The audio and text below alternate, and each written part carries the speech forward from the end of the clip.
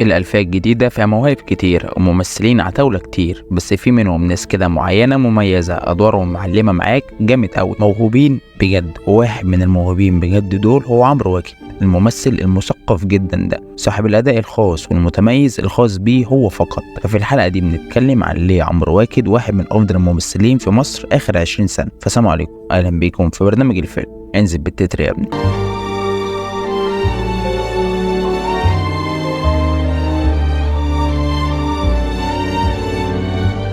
عمرو واكد تركيبة غريبة جدا، واحد ساب هندسة ميكانيكا الجامعة الأمريكية عشان المسرح في الجامعة الأمريكية برضه، فدخل اقتصاد وليه تركيبة غريبة لأنه اشتغل في البورصة لسنين، اشتغل في مجال الكمبيوتر والبرمجة وهو في الأصل بيلعب جيتار، فتركيبة غريبة. فأنت متخيل حجم الدماغ والثقافة اللي وصل لها الراجل ده، إنه متعلم جدا، خريج جامعة أمريكية ومعاه فوق ال4 لغات، ومع ذلك في لقائه في بودكاست الطريق ما تكلمش ولا كلمة إنجليزي، ودي ثقافة اللغة. في برنامج عربي اتكلم عربي عادي، مش لازم تورينا مهاراتك في الإنجليزي. والحقيقة أنا اتفرجت على جميع لقاءاته قبل ما اعمل الحلقه، سواء مع بلال الفضل او بودكاست الطريق. كنت شفتهم قبل كده بس شفتهم المره دي بنظره مختلفه، اللي هو انا جاي اشتغل. فطلعت ورقتي وقلمي وبدات احط النقط على الحروف. المهم، عمرو واكد فنان فريد من نوعه، اشتغل في بدايته في المسرح، ومش اي مسرح، ده مسرح الجامعه الامريكيه اللي كان مسرح مستقل، اشتغل فيه 8 سنين مسرح من سنة 93 لحد 2001، وهو شغال مسرح جامعة أمريكية جوه وبره. ماليش دعوة خالص بالمجال خالص، أنا بعيد جدا عن صناعة السينما.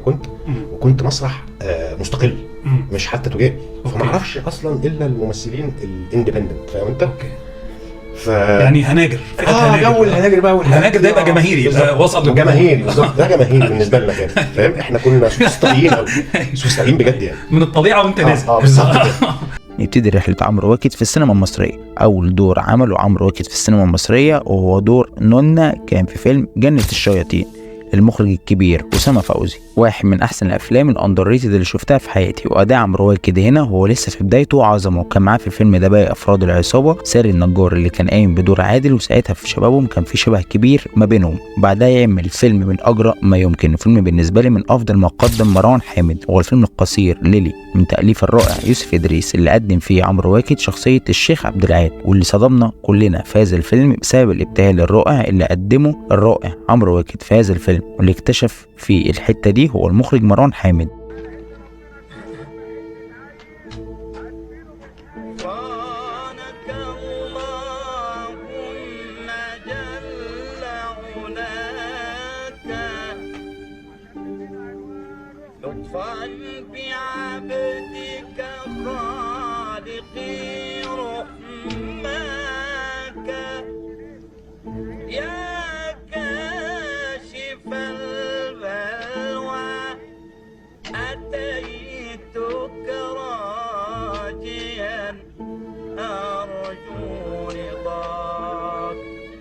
أرجو رضاك فليس لي إلاك. الشيخ عبد العال ده شيخ مسجد من مساجد البطنية وكر المخدرات اللي موجود فيها مجموعة كبيرة من تجار المخدرات. بيلمح عبد العال البنت الطاغية في الجمال دي ليلي، الوحيدة اللي قالت لا، كلهم جولي عشان يتصيروا إلا هي، وبتطرده في أحلامه، وبيقع في صراع بين رغبته وإيمانه، فبيقول ابتهالات من أروع ما يمكن، فبيصحى فيها مشاعر كل سكان الحي اتجاه الدين. من أكتر الأفلام اللي بحبها لمروان حامد عموما اللي ليها رسالة، وبجد أغلب الناس فاكرة إنه بيسيء للإسلام وللشيوخ والدين عموما. هتلاقي في آخر الفيلم خالص كان بيتخيل بس وما سابش الصلاة، ومعنى كده انه انتصر على شهوته ورجع لله وما تمداش في المعصية. أكان لابد أن تضيء النور يا ليلي. هذه القصة للكاتب المصري الرائع يوسف إدريس رحمة الله عليه، تأثر بالروائي والأديب الفرنسي أناتول فرانس، ومحور القصة هو الصراع بين الخير والشر، بين الله والشيطان. انت لعبت بطولة ليلي، مظبوط، واحد من أهم أدوارك على الشاشة، وأنا رأيي إن هو أحلى فيلم لمروان حامد هو إبراهيم الأبيض، يعني حاجة عظيمة، يعني فيلم قصير عن قصة يوسف إدريس، وعمرو كان بيلعب دور شيخ فيه وكان حاجة ساحرة الحقيقة. زي مثلا قصة الليلي أكان لابد أن تضيء النور يا ليلي بتاعت يوسف إدريس. هو حب يعمل فيلم عن جمال عبد الناصر، هذا الإمام هو جمال عبد الناصر، وهذه المرأة هي أمريكا، والناس اللي بتصلي هو الشعب، والإمام الذي كان يسجد وترك الشعب يسجد خلفه علشان يروح يشوف البنت دي، ده كان عبد الناصر. فدي كانت طريقته في انه يتحايل وتهاجم ساعتها ان ده الدين وما الدين ان هو مش دين خالص، ده فيلم سياسي، لا دي روايه بس هو لبس عبايه الدين يدخل بها سياسي بالظبط كده، لانه الامام ده القائد، فاهم؟ اشارات ورايح مع شعب هو حلاوه الفن عدم دخولك بشكل مباشر في القضيه، يعني ما تبقاش خطابي في الفن، بتلف بالظبط بيلف. وفي نفس السنة 2001 يشارك في مسلسل التلفزيوني الأيقوني حديث الصباح والمساء بدور النقشبندي.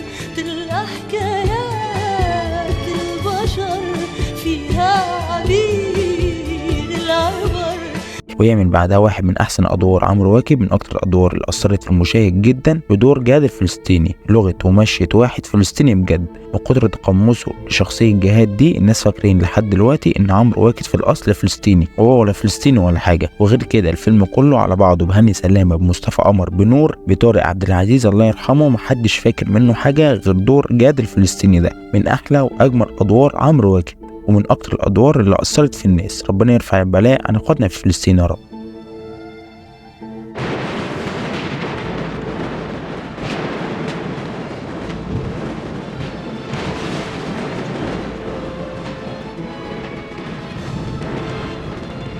الفدائي الفلسطيني اللي بيعمل عمليه يعني بيفجر نفسه في حاجز اسرائيلي. مظبوط. ومن ساعتها طلع موضوع ان انت فلسطيني. مظبوط. ايه بقى الحكايه دي؟ وهل انت يا سلو بيتكلموا بثقه كبيره في الموضوع لدرجه ان انت تقول انه لا اكيد عندهم حاجه مثلا انت نفسك مش عارفها مثلا يعني مش عارف. وفي بداية انتشاره سنة 2003 يشارك البطولة مع منى زكي في الفيلم اللي مش بطل خالص من نظرة عين بدور أكرم، ويعمل أداء صوتي لشخصية وائل في فيلم سهر الليالي. في فيلم رائع بقى من إخراج سمير سيف وتأليف وحيد حامد، وهو فيلم ديل السمكة، المشروع اللي حارب فيه وحيد حامد عشان يلعب البطولة بتاعته عمرو واكد بشخصية أحمد المرسي. اللي انت ما تعرفوش بقى ان عمرو واكد الفنان الوحيد اللي اتأخر على وحيد حامد، ومش ساعة ولا ساعتين، يوم كامل. لكن ده يعني ما خدعش واحد عينيه لاقطه بشكل رائع اللي هو وحيد حامد. وحيد راهن عليك استاذنا الكبير طبعا. انا فاكر ان هو اداني سيناريو دي السمكه اقراه وانا اندهشت برغم اني اعرفك واعرف امكانياتك. قلت له بجد انت هتجيب عمرو واكد بطل ومين اللي هيطوعك في الجنة؟ قال لي ملعون ابوه، هو يا عمرو يا ما فيش يعني. عايزك تحكي لي عن علاقتك بوحيد. قال لي عمرو انا اسمي وحيد حامد، انا عندي سيناريو ليك. قلت له حاضر يا استاذ وحيد، تحب تبعته لي ولا؟ قال لي لا تيجي تاخده. قلت له من عينيا. امتى؟ قال لي بكره مش عارف الساعه كام. وبكره مش عارف الساعه كام دي عمرو ما صحاش وما راحش ونسي اصلا مين وحيد ده. والله العظيم لقيته بيكلمني تاني. يا استاذ عمرو هو حضرتك نسيت الميعاد بتاع النهارده؟ قلت له والله يا استاذ وحيد انا اسف جدا بس حصل لي ظروف مش عارف. وده كان بقى انت بتعمل ده طيش شباب ولا عدم اهتمام؟ مش فارقه معايا اصلا. مش فارقه خالص يعني، فاهم؟ ما هنشوف جايز وجايز يعني مالناش نصيب، مش مهم. اوكي. ده بس يعني ده عبط بصراحه، عبط يعني. فقال لي تعالى بكره، وبص لو ما جيتش بكره خلاص. انا بقى عايز اقول لك انسرتايه بسيطه هنا وللساده المشاهدين من معرفتي بقى بالاستاذ وحيد. ده واضح ان وحيد كان بيحبك حب من اللي شافه، لان دي حركه لو عادل امام عملها الفيلم يعني حصلت قبل كده. انه عادل اتاخر عليه في الرد فبعت الفيلم لمحمود عبد العزيز، ما قالوش لا. يعني واضح ان هو كان يعني شايفك قوي يعني. قلت له لا. وبعد كده سالت بقى مين وحيد حامد ده يا جماعه؟ انا ماليش دعوه خالص بالمجال خالص. انا بعيد جدا عن صناعه السينما. كنت مسرح مستقل. عملت كده مع الاستاذ وحيد، عملت كده مع محمد حسن رمزي، كنتش عارف حد. سنة 2004 كان في مشروع متأجل لعمرو واكد اسمه صايع بحر. المشروع ده او الفيلم ده اللي عمله حلمي في الاول كان مرشح لعمرو واكد، ومش عارف لظروف ما اتذكرتش الفيلم راح لحلمي. واحد زميل صديق ممثل جزائري اسمه حميد كريم، عملت معاه الفيلم بتاع جرانادا الجنات قصر الحمراء. قال لي مثل جامد قوي، واعتقد هي دي القناعه اللي انا ماشي بيها عامه من زمان جدا. قاله لي ومعلق في ودني من ساعتها، ويعني بيوصف الحكايه بكل بساطه. بيقول لك اللي مش ليك يعييك، اللي مش ليك يعييك. فاهم؟ ركعه رائعه هتبقى عييك خلاص. السنة دي بقى ما كانتش سنة مهمة بالنسبة لعمرو واكد كممثل، هي كانت مهمة كانتشار، لأنه عمل 4 أعمال كلهم حققوا إيرادات، بس عمرو واكد ما عملش ولا دور مميز فيهم يعلق في ذاكرة المشاهد. نبتدي مثلا بفيلم سيب ونسيب اللي بالنسبة لي فيلم سيء جدا، هو أقل عمل لعمرو واكد. وخالة فرنسا اللي عمل فيه شخصية يوسف جلال، وتيتو اللي عمل فيه أداء أحسن من أفلام السنة دي. فيلم تيتو عموما ملحمة رائعة، فيلم ما نقدرش نعمل زيه دلوقتي في الوقت الحالي، لأن ما بقاش فيه من الرقابة حرية رأي. في الافلام كلهم ماشيين دلوقتي على نمط واحد، السينما المصريه مكتومه، وده من رايي سبب في انحدار السينما المصريه. واللي بالنسبه لي اهميه السينما انها مرآة بتعكس الشعوب، فطول ما مفيش حريه راي مش هنعرف اننا نطلع الوحش اللي في المجتمع، هنطلع الحلو بس ونظهره، وبعدها يعمل الفيلم اللي بيقدر يغير لك مودك في 3 دقايق. احلى الاوقات بشخصيه هشام جلال بتاع العرايس. يلي بتسأل عن الحياة خدها كده زي ما هي. سنة 2005 يشارك في الفيلم الأجنبي سيريانا اللي قدم فيه شخصية محمد شيخ عجيزة مع الممثل العالمي جورج كلوني. مع جورج كلوني. ده برضه ما عرفتوش. لا يا راجل، اول مصحف شيء ما عرفتوش من شكله ولا مش اصلا بتشوفه؟ رحت قعدت جنبه وقلت له هنبدا امتى بدانا جديد، وراجل مربي دقنه كده ولابس نظاره، فانا قلت استحق ما اعرفش بقى، قلت ده مخرج خبر ممكن يكون مين، اصل انا ما شفتش جورج بالمنظر ده خالص. اوكي. ورحت انت يعني الحاله دي بتحصل كتير. الغشاوه عربي واجنبي كمان بس, يعني. بس هو كان عامل مجهود بصراحه عشان تغيير شكله. تمام. نخش على ملحمة دم الغزال، الفيلم الأكثر من رائع ده. عمل شخصية عاطف باحترافية كبيرة جدا، تحس عاطف فيه شبه من عشر شوية، ملامح ما بين الشخصيتين، بما إن ده بلطجي وده بلطجي، في تشابه في الشعر والدقن مثلا. بس ما علينا، فيلم حلو جدا، وأداء عمرو واكد وموهبته بتظهر في عمل ورا عمل.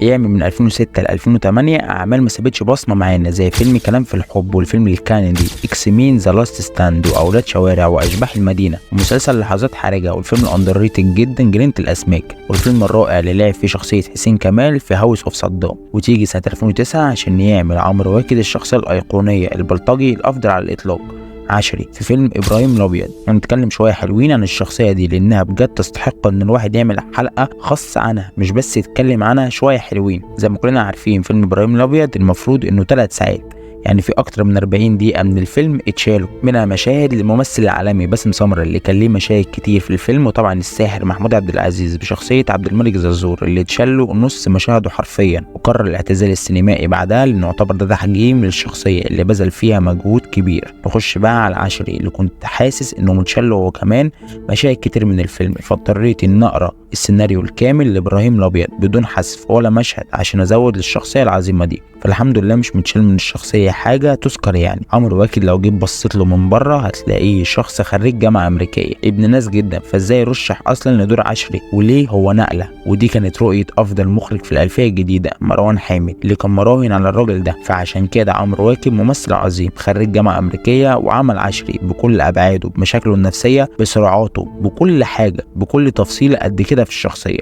عملها باحترافيه كبيره جدا. وهي دي اصعب انواع التمثيل من وجهه نظري، ان ممثل يعمل شخصيه عكس شخصيته في الحقيقه تماما وينجح فيها. وده مش بس نجح فيها ومش بس أداها باحترافية كبيرة، ده أفضل دور لبلطجي طلع على الشاشة. لولا عبد الملك زرزور في الفيلم ده كنت أقدر أقول إن عشري أفضل أداء تمثيلي في الفيلم كله. شخصية بقت أيقونية خلاص. أفضل مشاهد عمرو واكد في الفيلم كله كانت من غير ما يقول ولا حرف، بيمثل بعينه، زي مشهد بعتني بكام يا صاحبي ولما عور نفسه. كل دي مشاعر من الشخصية وصلت للمشاهد من غير ولا كلمة، من بس العينين. وأنا شايف إن عمرو واكد من أفضل الممثلين اللي شفتهم يمثلوا بعينيهم عموما. يعني من ضمن الحاجات اللي كانت بارزة قوي في شغلك من أول جنة الشياطين وليلي، القدرة على، وبعدين بانت في أصحابه ولا بيزنس، قدرة على التعبير بالعينين.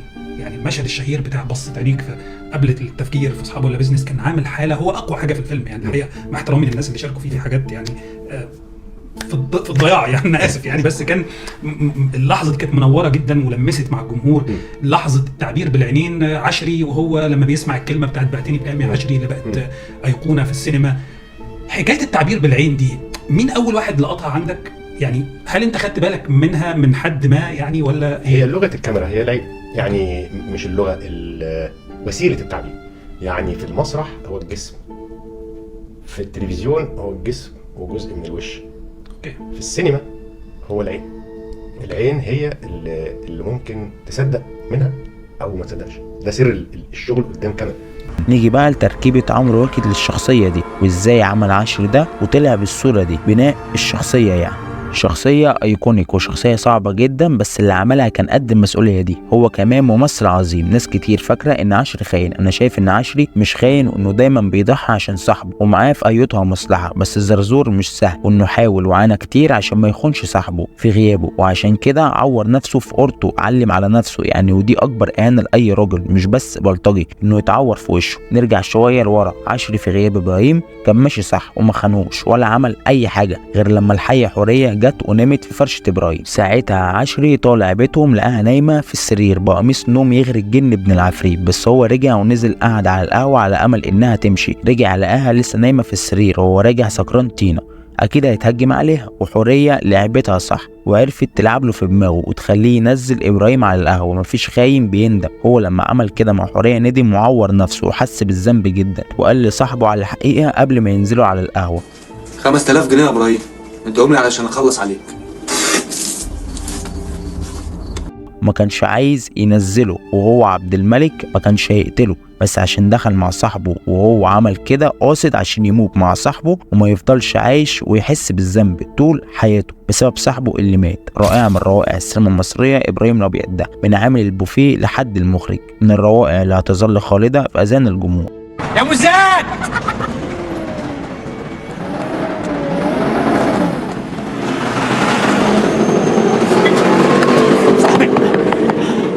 عشت 10 صاحب صاحب، مبروك على المكنه الجديده، يلا نجربها. مش نصيبك يا ابراهيم، عمرها ما كانت لك. وعمنا زرزور بص بس، المصيبه جايه. عندك عيال؟ طب كويس. اخويا المدام بتاعته بتتوحم تركب عربيه الساعه دي، كام لفه كده وهنمشي على طول. لو انت هبلت، لو عملت فيها ذكر، لو صرخت هفتح لك وشك وهبك فيك وهغز فيك لحد ما هصفيك. شغلتي وهنركب برك.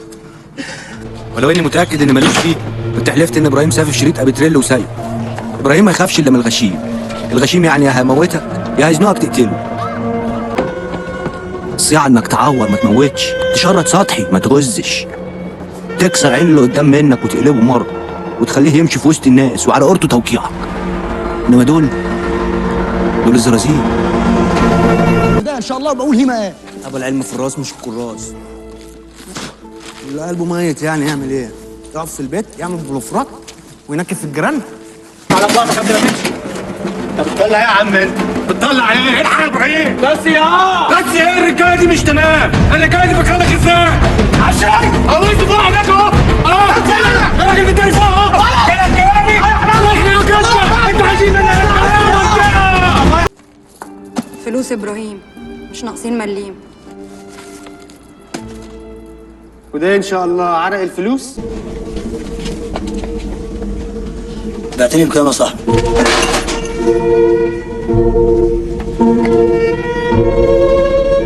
خمس فواكه بس. تصدق ازعل منك يا عشري شويه. 5 فواكه شويه على ابراهيم الابيض 10. بس انا ابراهيم الابيض بالنسبه لي، انا كنت بجدد المكتب بتاعي، فكان عندي نقاش اسمه محمد ده على طول مبلبع، كان على طول مش شايف قدامه يا باشا وبتاع، فاهم؟ كان ضارب خالص. وانا كل شويه الاقيه خد فلوس جاي عشان يجيب حاجات، ما جابش كل حاجه، فاهم؟ حط 20 جنيه في جيبه مثلا ولا 50 جنيه ولا حاجه كده. اقول ماشي معلش سيبه، وانا بصور في ابراهيم سيبه. كان يخش شكله كله بقى مبهدل خالص، ما هو بيبلبع اكيد يعني. فبعد ما خلصت ابراهيم الابيض، فجايين بيقولوا لي اصل محمد النقاش يا استاذ عمرو عايز مشوه، مش عايز اسمع بقى قصص تاني خلاص. الراجل يعني بينصب عليا ومشيني. المهم يعني اكتشفت ان عشري فيه من محمد، والسبب الوحيد ان انا كنت متسامح ومتساهل معاه هو ان انا ظابط عليه. فاهم قصدي؟ اكتشفت ده بعد ما انت اوريدي بدات تشتغل. بعد ما مشيته، بعد ما حصل مشكله وقلنا خلاص كفايه كده، السلام عليكم يا حاج، خد يا عم حقك اهو، اتكل على الله. بعد ما مشي بقى انا قعدت قلت انت عملتش كده ليه من الاول؟ وبعدين قعدت اتفرج على الفيلم فلقيت حاجات من محمد في عشري، فاهم؟ فانا بالنسبه لي كل دور بيبقى له عفقه، فاهم؟ والمهم جدا اللي انا شايفه يعني مهم جدا هو انك انت تقعد تقرا الدور بتاعك كتير في الفيلم، يعني تقرا مثلا 18 مره مثلا 20، لغايه لما في يوم من الايام تنام تحلم بيه بس خلاص كده انت جبت حاجه مش هتعرف تجيبها في اي حته ثانيه. اوكي، ده التكنيك اللي انت بتشتغل عليه على قد ما اقدر يعني، على قد ما اقدر، بس مش كله يعني. لو كان محتاج فيه ادوار يعني، وحارب بشده انه ما يتمش استبعادك من ابراهيم الابيض ده على يدي يعني، انه كان في نجوم كتير نفسهم ان هم ياخدوا الدور بتاع عشري ده، واصر على انه لازم عمرو واكد اللي يلعبه. طبعا يعني ده بقى ايقونه. وبرده ابراهيم الابيض حصل فيه انه لما نزل يمكن نجاحه ما كانش هجموه وما كانش نفس النجاح. بالمناسبه الناس اللي يقول لك الافلام اللي بتتهاجم ابراهيم الابيض ده اتشتم شتيمه وقت نزوله، اتزفنا جامد وزفه، وان ده بيشوه مصر وسمعه مصر. لفت الايام وبقى ايقونه من ايقونات السينما الحقيقه. تاليف عباس ابو الحسن واخراج مروان حامد، وطبعا مجموعه كبيره من اهم نجوم السينما. سنة 2010 السنة اللي قبل الثورة على طول يعمل مع العالمي عمر الشريف فيلم المسافر والأب والغريب. وسنة 2011 يعمل عملية الرائعين. قبل الأعمال دي كان بيشارك في حلقة مع الرائع باسم يوسف في برنامج. أنا من أشد المعجبين بالحلقة دي وكل شوية بخش أتفرج عليها. المهم يعمل المسلسل المصري الأوريجينال أبواب الخوف بشخصية آدم ياسين. وأجمل حاجة في المسلسل إنه مصري جدا، مش مقتبس من أعمال أجنبي، لأن زي ما كنا عارفين أي حاجة رعب بتتعمل دلوقتي أو قبل كده بتبقى مقتبسة من بره، سواء أفلام أو مسلسلات. ما طلعت الأفلام احنا بنحب نقول الكلام ده، إنما في الحقيقة احنا السينما بتاعتنا طول عمرها كانت ماشية في ديل السينما العالمية. طول عمرنا بنقلد السينما العالمية. العمل التاني بقى وهو الفيلم الرائع فيلم الثورة يوم 18 اللي اشترك في إخراجه 10 مخرجين، منهم شريف عرفة ومروان حامد وكامل أبو ذكري وخالد مرعي. وهو فيلم مكون من 10 قصص، نقدر نقول عليهم 10 أفلام قصيرة في فيلم واحد. والفيلم اللي كان مشارك فيه عمرو واكد من ضمن ال10 أفلام وهو فيلم 19 من إخراج مروان حامد. وبيشارك البطولة معاه إياد نصار وباسم سمرة. شخصية عصام ماهر يوسف دي تحسها زي شخصية أو شبه شخصية وائل غنيم، والله أعلى وأعلم هم كانوا يقصدوه هو في الفيلم ده ولا لأ. أيام سنة 2012 سالمون فيشنج إن ذا يمر، والفيلم الأندرريتد جدا الشتاء اللي فات في 2013. والزوجة الثانية بشخصية أبو العيلة، ويشارك في 2014 في 3 أفلام أجنبيين وهم ماركو بولو ولوسي وكولت 45. وأنا بالنسبة لي لوسي نقلة لعمرو واكد بره، وإنه يعمل شخصية كبيرة زي دي في فيلم كبير زي ده حقق إيرادات عالمية عامل ما يقرب من $500 مليار مع ممثلة عالمية زي سكارليت جوهانسون، فأكيد نقلة كبيرة ليه في هوليوود والسينما العالمية عموما. من سنة 2014 عمرو واكد بدأ يخبط في النظام وبقى مهدد في أي لحظة يمشي من مصر. بعدها يعمل شوية أفلام مصريين على الأجنبية كده قبل ما يغادر مصر، زي فيلم القط وكتاب على الثلج. وآخر عملين مصريين لعمرو واكد القرد بيتكلم ومسلسل الحرباية. ويغادر مصر في 2017 ويقعد 2 سنين في إيجار بره لحد ما استقر عمرو واكد بره، ويعمل المسلسل الأمريكي الجريء جدا رامي بالدور الأكثر من رائع فاروق حسن أبو رامي، والجزء الثاني من رامي في 2020. ووندر وومن مع الفنانة الإسرائيلية جال جادوت، واللي مش عارف ايه علاقة انه يروح يعمل دور في فيلم امريكي مع ممثلة اسرائيلية بانه بيطبع مع اسرائيل وامريكا. عمرو واكد من اكتر الناس اللي بتدافع عن القضية الفلسطينية وفي ظهرها، وما خافش انهم يبطلوا يعرضوا عليه ادوار ولا حاجه. هو ما تصورش معاهم وحاضرهم زي ناس ولا بيحضر لهم حفلات ولا الكلام ده كله. هو مجرد دور في فيلم انتاج امريكي بعيد بقى عن اسرائيل وعن اي شيء. زي فيلم صحاب البيزنس كده. على فكره مش ده الفيلم الوحيد، انا عملت فيلم تاني فيلم فلسطيني بقى، كتابه على الثلج. وعملت فيلم دور واحد فلسطيني في فيلم انجليزي اسمه ذا شوتينج اوف توماس هيرندال. ده كان مصور فوتوغرافيا وحد قناصه قتله في فلسطين. سنة 2022 يعني مسلسل رامي الجزء الثالث الافضل بالنسبه لي. حتى رامي بشكل ثالث واكثر احترافيه. الحلقه بتتكلف الاف الدولارات، يمكن الناس تتخض لما تسمع. ملايين كمان يعني الحلقه الواحده.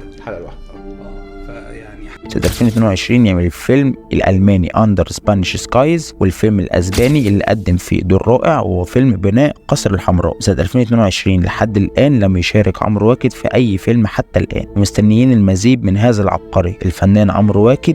تركي آل الشيخ قايم بدور جيد جدا جدا في إن هو بيحفز الفنانين، وشفنا فنانين كبار يعني بيركعوا قدامه. لا هو أي حد يركع قدامه يبقى مش فنان يعني بس. وبس كده، انزل بعمل لايك واشتراك والحاجات الجميلة دي. كان معكم يوسف وائل من برنامج الفيلم. انزل بتتر النهاية يا ابني.